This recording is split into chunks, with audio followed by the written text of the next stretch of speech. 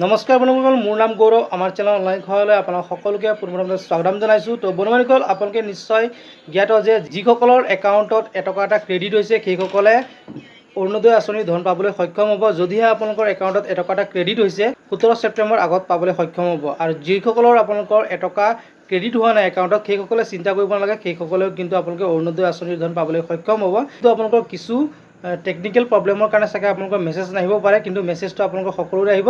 যদিহে আপোনালোকৰ EKYC update কৰা আছে তেতিয়াহ'লে আপোনালোকে চিন্তা কৰিব নালাগে, আপোনালোকে সকলোৱে 17 ছেপ্টেম্বৰ আগতে আপোনালোকে অৰুণোদয় আঁচনিৰ ধন পাবলৈ সক্ষম হ'ব। দ্বিতীয় কথাটো হ'ল যে আপোনালোকৰ অৰুণোদয় 3.0 যি আপোনালোকক শুভাৰম্ভ কৰিবলগীয়া আছিলে 17 ছেপ্টেম্বৰত, সেই 17 ছেপ্টেম্বৰত এতিয়া শুভাৰম্ভ কৰা নহয়, এতিয়া আপোনালোকৰ পিছুৱাই লৈ আপোনালোকক 25 ছেপ্টেম্বৰ কৰা হৈছে। গতিকে 25 ছেপ্টেম্বৰলৈকে আপোনালোকে ৱেইট কৰক। আপোনালোকৰ যিসকলৰ নতুনকৈ আপোনালোকৰ নাম অন্তৰ্ভুক্ত কৰিবলগীয়া আছিলে অৰুণোদয় আঁচনিত, সেইসকলৰ নাম অন্তৰ্ভুক্ত কৰাৰ পাছত তেখেতসকলৰ ঘৰত গৈ ভেৰিফিকেশ্যন কৰা হ'ব, আৰু ভেৰিফিকেশ্যন কৰাৰ পাছত তেখেতসকলে অৰুণোদয় আঁচনিৰ হিতাধিকাৰী হ'বলৈ সক্ষম হ'ব আৰু অৰুণোদয় আঁচনিৰ ধন পাবলৈ সক্ষম হ'ব। আৰু অৰুণোদয় আঁচনিৰ ধন আপোনালোকে জানে যে 1250 টকাকৈ পাব আৰু 250 টকাকৈ পাব যদি আপোনালোকৰ LPG গেছ চিলিণ্ডাৰ আছে।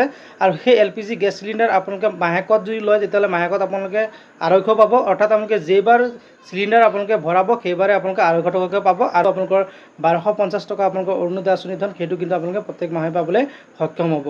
আজি ভিডিঅ'টোত এইটোৱে আপোনালোকক জনাবলগীয়া আছিল। গতিকে আপোনালোকে যদি এই ভিডিঅ'টো ভাল পায় লাইক কৰিব, কমেণ্ট কৰিব, শ্বেয়াৰ কৰিব। আৰু আমাৰ চেনেলত যদি আপোনালোকে নতুনকৈ আহিছে তেনেহ'লে আমাৰ চেনেলটো ছাবস্ক্ৰাইব কৰি কাষত থকা বেল আইকনটো প্ৰেছ কৰি অল কৰি দিব। তেতিয়াহে এনেকুৱা ধৰণৰ নতুন নতুন ভিডিঅ'বোৰৰ ইনফৰ্মেশ্যনবোৰ আপোনালোকে সকলো কাগত পাই থাকিব। গতিকে আজি ভিডিঅ'টো ইমান আছিলে, পুনৰ লগ পাম এটা নতুন ভিডিঅ'লৈ। জয় অসম, বন্দে মাতৰম।